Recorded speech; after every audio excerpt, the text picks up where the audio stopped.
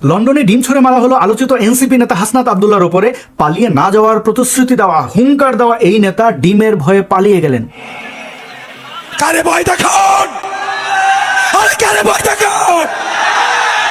আমাদের হারানোর কিছুই নাই, আমাদের ব্যাংক নাই, আমাদের লুটপাটের ব্যাংক নাই যেটা আমরা হারাবো। বীরের এভাবে পলায়নকে উপেক্ষা করেছে তারই ছাত্র সংগঠন তথা জামাতের বি টিম এনসিপি। বরং তারা বিবৃতি দিচ্ছে আমাদের খুবই জনপ্রিয় অভিনেতা মোশাররফ করিমকে নিয়ে। বলা হচ্ছে মোশাররফ করিমকে নাকি আওয়ামী লীগের নেতাকর্মীরা কলকাতায় আটকে ধরেছে, তারা লাল বদর বলে স্লোগান দিয়ে তাকে পিটিয়েছে। মোশাররফ করিম বলছেন ভিন্ন কথা। তিনি বোঝাতে চাইছেন যার বিয়ে তার খবর নাই, পাড়াপড়শির ঘুম নাই। মূল ঘটনা কি সেটা আমরা জানবো। হাসনাত আব্দুল্লাহর উপরে এই যে ডিম বর্ষণ, এটি নতুন কোনো ঘটনা কিনা সেটাও বোঝার চেষ্টা করব, এবং বোঝার চেষ্টা করব জুলাই সন্ত্রাসীদের সাথে ভবিষ্যতে কি হতে চলেছে। প্রিয় বন্ধুগণ, আমরা জানি অতীতেও এরকম ডিম বর্ষণের ঘটনা ঘটেছে। এটি উদ্বোধন কে করেছেন সেটা নিয়ে বিতর্ক আছে। তবে অপর এনসিপি নেতা আক্তার হোসেন এই জুলাই জঙ্গিকেও কিন্তু আমেরিকাতে ডিম দিয়ে শুভেচ্ছা জানানো হয়েছিল। গত মে মাসে পর্তুগালে এনসিপি নেতা এবং সিলেট জেলা শাখার সাংগঠনিক সম্পাদক মোহাম্মদ আক্তার হোসেনকেও কিন্তু ডিম দিয়ে শুভেচ্ছা জানানো হয়েছে। জুলাই আন্দোলনে যারা অংশগ্রহণ করেছেন তাদের মধ্যে বড় একটা অংশকে আমরা দেখেছি মব সন্ত্রাসে যুক্ত থাকতে। এই ঘটনায় কিন্তু সাধারণ আন্দোলনকারীরাও ক্ষুব্ধ, কারণ কেউই তো চাইবে না তাদের কোনো ন্যায্য আন্দোলনকে পুঁজি করে নাহিদ ইসলামের ভুড়ি বারুক, হাসনাত আব্দুল্লাহ এমপি হোক, সার্জিস আলম জমিদারের নাতি বনে যাক, অথবা ওই হাতিয়ার হান্নান মাসুদ জেনজিরা ৭২-এর সংবিধান চায় না। যে জেনজিরা কি চাই? আমি বলছি জেনজিরা ৭২-এর সংবিধান আর চাই না। জেনজিরা ৭২-এর সংবিধান আর চাই না। যাদের পরনে কাপড় ছিল না, পায়ে স্যান্ডেল ছিল না, তারা ওয়েস্টার্নে গিয়ে হাঁসের মাংস খাক। বাংলাদেশের মানুষ সরল হতে পারে, অনেক ক্ষেত্রে ধুরন্ধর হতে পারে, কিন্তু তাদের মাথায় কাঁঠাল ভেঙে খাবেন আর সেটি তারা সহ্য করবে, এমনটা কিন্তু ভাবলে ভুল হবে। আওয়ামী লীগের বিরুদ্ধে যে মব সন্ত্রাস সারা বাংলাদেশে চালানো হয়েছে এবং যার নেতৃত্বে জামাত এনসিপি মুখ্য ভূমিকা পালন করেছে তা কিন্তু বাংলাদেশের মানুষের কাছে স্পষ্ট। বলা হচ্ছিল যে আওয়ামী লীগের সন্ত্রাসীরা গত 16 বছর এই করেছে সেই করেছে, এবং সেই অন্যায়ের বিরুদ্ধে হয়েছে জুলাই অভ্যুত্থান। বুঝলাম, সেখানে নিরস্ত্র সাধারণ শিক্ষার্থীদের উপরে পুলিশ গুলি চালিয়েছে, তাও বুঝলাম, কিন্তু অস্ত্রধারী পুলিশকে কারা হত্যা করলো? নিরস্ত্র সাধারণ নিরীহ মানুষ অস্ত্রধারী পুলিশকে হত্যা করে ফেললো, তাও আবার শতাধিক, এবং সেই হত্যার কোনো বিচার হলো না। এখানে কি ঘটলো? এবং বাংলাদেশের সার্বভৌমত্বের উপরে যে আঘাত এসেছে, আমাদের গুরুত্বপূর্ণ প্রতিষ্ঠানগুলো যে আমেরিকার দখলে চলে গেল, সেবেলায় আওয়ামী লীগের নেতাকর্মীদের বাংলাদেশে অবস্থান করাটা এক প্রকার অসম্ভব করে তুলেছে এই জুলাই জঙ্গিরা। জুলাই সন্ত্রাসী আলাদা করে বলার কিছু নেই। যারা ভালো বা সৎ উদ্দেশ্যে আন্দোলনে গিয়েছিলেন তারা কোনোভাবেই ক্ষতিগ্রস্ত হবেন বলে আমি মনে করি না। আজকে আমরা যে ঘটনাটি দেখলাম, মোশাররফ করিম, তাকে বলা হচ্ছে মব করা হয়েছে, আবার অনেকেই বলছেন করা হয়নি। মোশাররফ করিমকে লালবদর বলা হয়েছে, অনেকে বলছেন করা হয়নি, স্বয়ং মোশাররফ করিমও বলছেন যে না, করা হয়নি।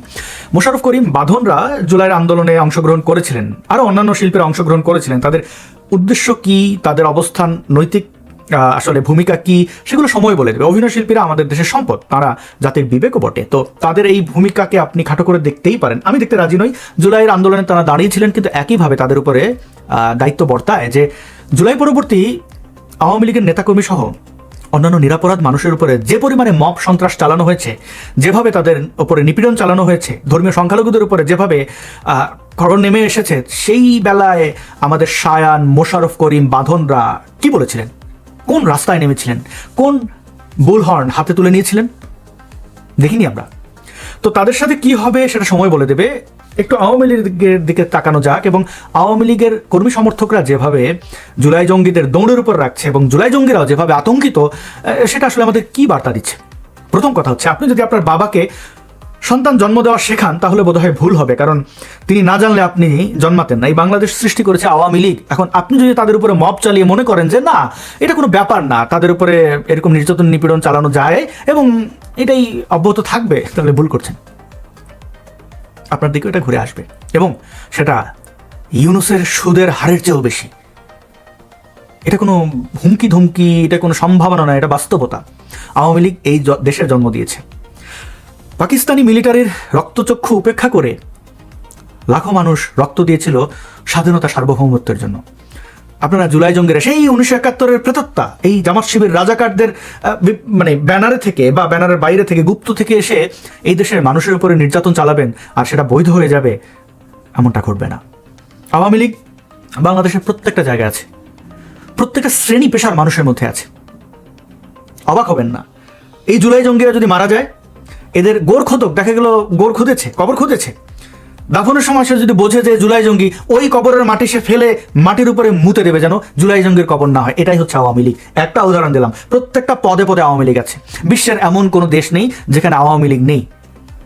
এই জুলাই জঙ্গিরা হল ভাড়া করে বোঝালো যে অক্সফোর্ড তাদের আমন্ত্রণ জানিয়েছে, সেখানে অন্যান্য জুলাই জঙ্গিদের সামনে এবং রাজাকার আলবদরদের সামনে, কিছু নিরীহ মানুষও বাংলাদেশে ছিলেন, তাদের সামনে তারা লেকচার দিল, বুঝাইলো যে আমাদের বিশাল হ্যাডাম, এবং ডিমের ভয়ে পেছনের রাস্তা দিয়ে যে হোটেলে উঠেছে সেই হোটেলের ব্যাকডোর দিয়ে পালাচ্ছে। কেন?